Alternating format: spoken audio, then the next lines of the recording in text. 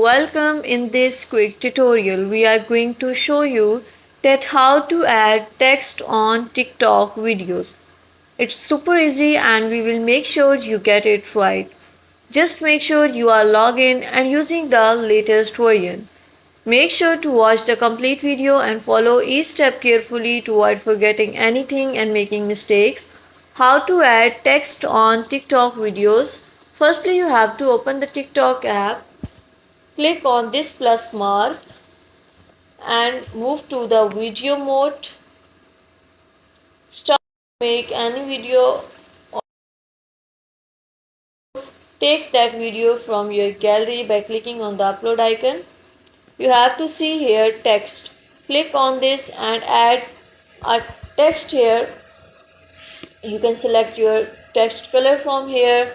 You can select the font style from here. In this way, click on the done and that text will be added to your video. Now click on the next and upload video to your account. Thank you so much. That was all.